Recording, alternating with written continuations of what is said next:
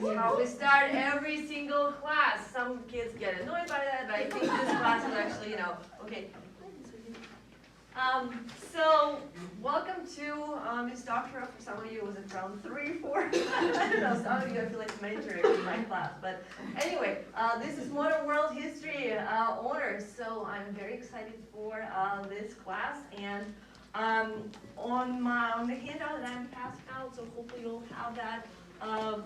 You have some of my information. You have my phone number with my extension. Don't call me. It's very difficult in this school to actually listen to the voicemail. So if you need to get in touch with me, email is a much better way. You have it there listed as well. I check it way too often. So I will respond to you as soon as I can, unless there is, again, something major going on.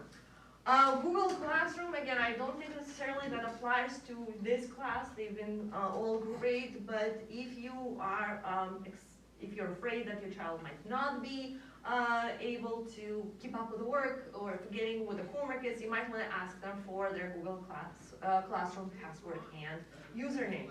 So every time your kids come to class, they see a screen like this with the do now, well, that's one freshman, but the point remains, with the date, the agenda, homework, and something that they need to start with for the do now, and their objectives.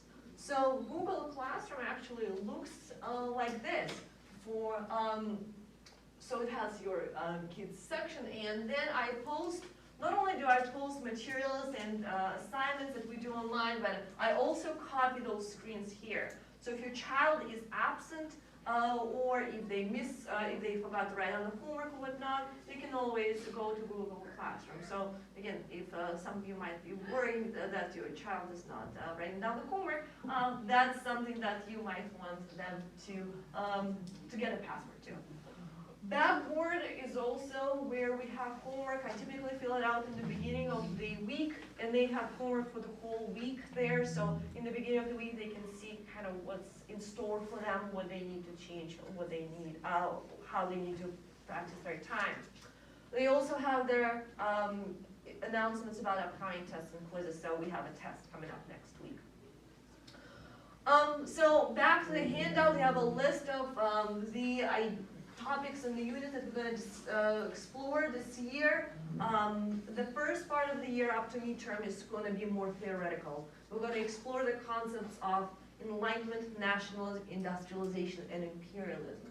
And then in the second part of the year, we'll see how all those concepts kind of come together. So that will be Cold War, World War II, World War I, those topics, again, when those ideas come together. So first part of the year might be a little more kind of, big picture type of learning, and it will be a little more concrete in the second part.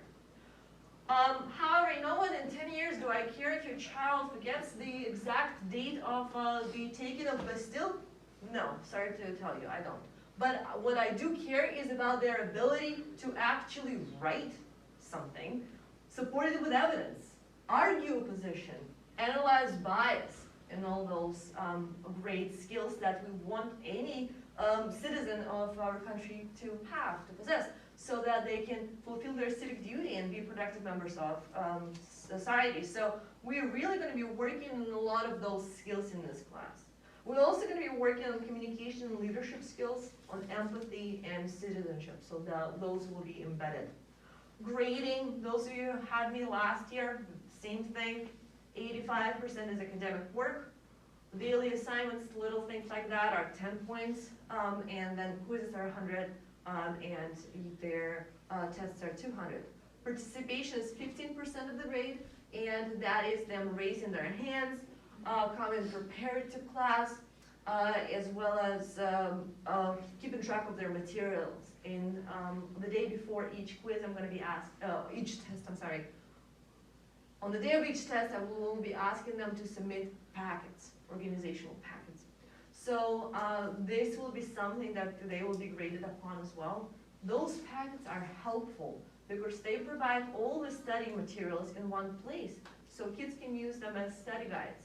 But those will be even more golden when time for midterms or finals is going to come.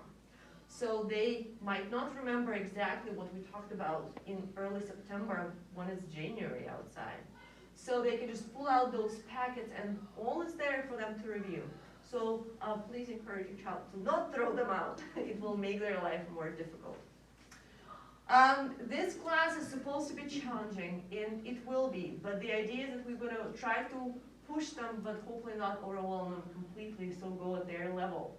I don't think that giving them all 100 is right, because that does not push them or help them learn. So you should expect your children to be challenged in this class. Hopefully we'll have fun with that, and they will become lifelong learners. Yay! I love this class. This class because I've known them for, majority of them from last year, one way or another. And it allows me to also have more freedom to come up with crazy things like the simulation the other day. I don't know how many of you actually, heard about that at home, but this was literally, I was finishing that up before the bell of each class for them to do for the next chunk. So, last year Jimmy hated the project that we did for this, so I'm like, I can't do this again to his brother now. So, Kate actually loved that one, so yeah. But things like that where we're going to experiment. I'm going to fail on my face, fall on my face periodically with my experimentation, but the goal is for them to really enjoy the class and to have a rich experience. Tips for a successful history class, homework, I think at your level it goes without saying, and really we haven't had major issues, maybe a couple of kids here and there, but homework is important. We base activities in class on homework. So homework is something to keep up with. I assign homework most nights a week. I try to keep the weekends, available for family shenanigans that you have planned. So I try to keep them open without the homework. Read the rubric carefully. There are some extremely hard-working kids in this class, and sometimes they will put all this effort and still get a bad grade because they don't follow the rubric. If you see them working on something, tap on their shoulder. Hey, why don't you check the rubric? It might help, okay? Participate. Public speaking is something that some kids are struggling a little bit in terms of finding their voice. We've had great transformations with many of your kids. Amani is shining the star this year with participation, and many of the kids are opening up because you know what? Loud and yapping majority that they had last year in the honor section are in AP. So now they can find their voice. So this actually is a great opportunity for them to open up and work on participation. It's 15% of the grade, but it also helps them remember things, when they talk. And advocate for themselves. So the project that they're working on right now, the diary, it was actually due today at 3 p.m. And yesterday I'm going around checking what they have. And majority of them are nowhere near to be done. I'm like, oh my God, this afternoon is going to be crazy, and then tomorrow I have to face their parents. This cannot be. So we extended by a day. I want them to learn to manage their time. But if you have 50th anniversary of your parents celebrating, their wedding anniversary, something going on, come talk to me. It should not be on every single assignment we do, right? But if they can make up the homework, if something is going on, I'm human, they're human, let's be human, right? So just advocate for your kids. If your kids find struggling, to talk, to approach teachers, I hope we're far beyond that point, but if there's something going on, please send me an email and let me know. I'm looking forward to a great year, but again, things are going to be challenging. And those of you who've majored in Ms. Doctor, if you know that that's going to be true, let's face reality. I'm passionate. How many of you can say that you love what you do? I absolutely do. But sometimes my passion puts me on a train that starts going with the speed of light, and I can't stop. So, advocate for your kids, please. Thank you. Have a great night.